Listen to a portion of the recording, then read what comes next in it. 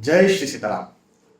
एक स्टूडेंट ने मुझसे पूछा कि सर सूर्य देवता को मजबूत कैसे करूं, क्योंकि सूर्य देवता को जब मैं मजबूत करूंगा तो मेरे चांसेस और ज्यादा बढ़ जाएंगे गवर्नमेंट जॉब लगने के।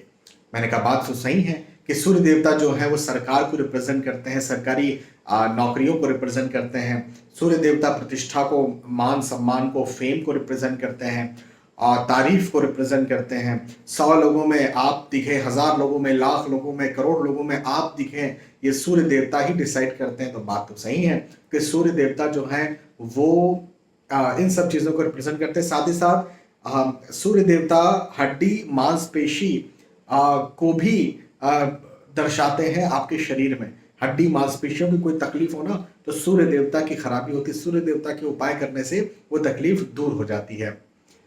तो मैंने कहा बात तो सही है, लेकिन मैंने उस स्टूडेंट को ये समझाया कि देखो सूर्य देवता को मजबूत करने के लिए मंत्र तो हैं, रेमेडीज तो हैं, उपाय तो हैं, लेकिन एक बहुत बहुत बहुत बहुत बड़ी प्रकृति की देन है या गिफ्ट कह सकते हैं कि सूर्य देवता साक्षात हमें दिखते हैं।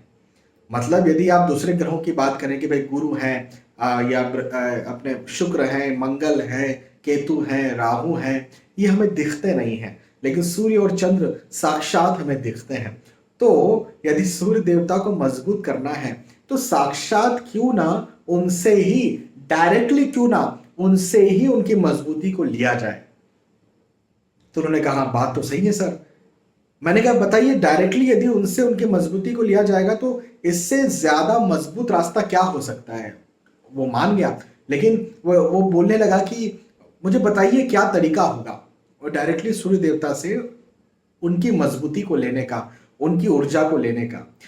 मैंने कहा देखिए, बड़े लंबे समय से, बहुत लंबे समय से, जब आप और हम थे भी नहीं और जब से शास्त्र चल रहे हैं तब से सूर्य नमस्कार बताया जा रहा है हमारे वेदों में, हमारे शास्त्रों में।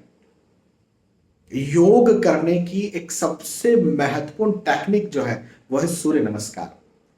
तो यदि सूर्य नमस्कार आप रोज करते हैं सुबह के समय, हाँ, सूर्य नमस्कार, और सूर्य देवता के सामने करते हैं, घर, अपने घर के अंदर नहीं, अपने इस कमरे के अंदर नहीं, सूर्य देवता सामने दिख रहे हैं और वहां पर आप तो खुला मैदान हो सकता है या फिर आपके घर की छत हो सकती है, आंगन हो सकता है, सूर्य देवता दिखना चाहिए।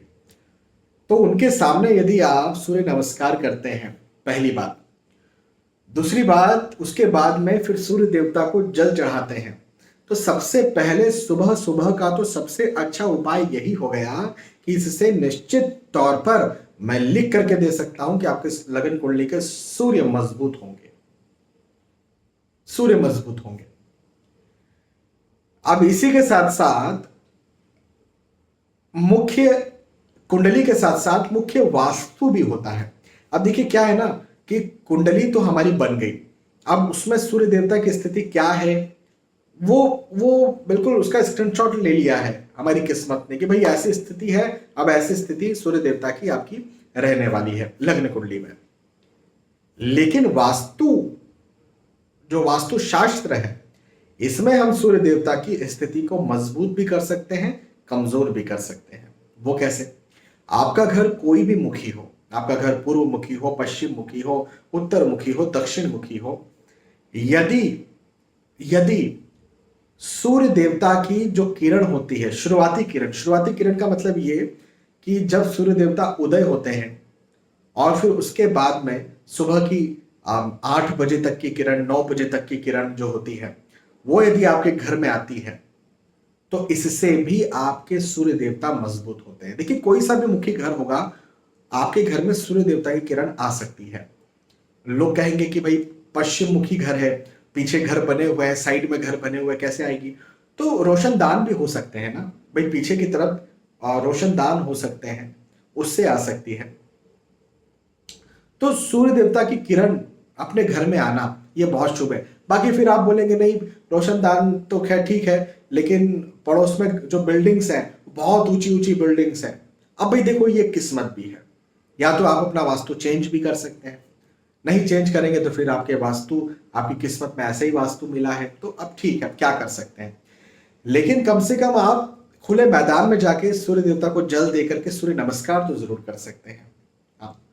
और यदि आपके पास मौका है कि सूर्य देवता की किरण आपके घर के अंदर आ सकती है, ऐसा कुछ किया जाए, आपकी आपके स्टडी रूम तक यदि आ सकती थी, आप गवर्नमेंट जॉब की तैयारी कर रहे हैं तो आपके स्टडी रूम तक सूर्य देवता की शुरुआती किरण आ सकती। देखो मैं शुरुआती क्यों बार बार कह रहा हूं, क्योंकि जो शाम की किरणें होती है, पश्चिम दिशा से जो किरणें घर में आती हैं, विशेष तौर पर दक्षिण पश्चिम के दिशा ज्यादा खुली हुई आपके घर में, और वहां से जो किरणें आती हैं वह बहुत ज्यादा हानिकारक होती है।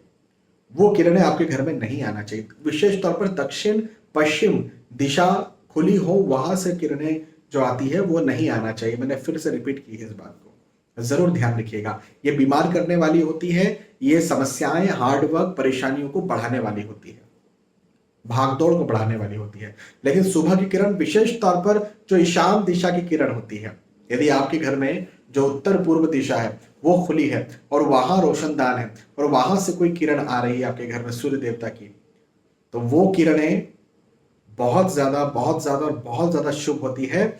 और ये पढ़ाई लिखाई में तो उन्नति देती है, गवर्नमेंट जॉब लगाने में भी सहायक होती है, आपके मान प्रतिष्ठा को भी बढ़ाती है, डिसीजन मेकिंग पावर को भी स्ट्रांग करती है, घर के बच्चों को बहुत ज्यादा उन्नति देती है, सारी बीमारियों को खत्म करती है, रिलेशंस को मजबूत करती है, आपको खुश रखती है, उत्साहित रखती है।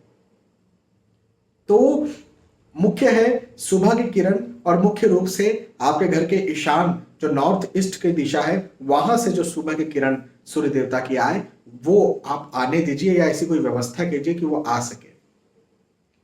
तो तीसरी बात एक ये थी। चौथी बात कि वास्तुशास्त्र में पूर्व दिशा जो है, निसंदेह सूर्य देवता की दिशा दिखती बात है भाई, पूर्व दिशा से सूर्य देवता उदित होते हैं, तो वास्तुशास्त्र ये कहता है कि भाई घर की पूर्व दिशा सूर्य देवता की दिशा है। अब पूर्व दिशा में हल्के प्लांट होना, प्लांट भारी भरकम नहीं, आप भारी भरकम गमले रख दें, पेड़ उगा दें, तो वो चीज नहीं। छोटे प्लांट जो कि बोतलों में भी आ जाए, जो बेल होती है ना, जस्ट लाइक मनी प्लांट, तो बेल हो गई, तो ऐसे पौधे, बहुत छोटे छोटे पौधे, हल्के हल्के पौधे जो छोटे छोटे पॉट में आ जाए, या फिर प्लांट हो जाए, बेलें हो जाए जो हरे रंग की हो, विशेष तौर पर हरे रंग की, ग्रीन कलर की, वो यदि आप पूर्व दिशा में रखते हैं तो इससे भी सूर्य देवता को बल मिलता है।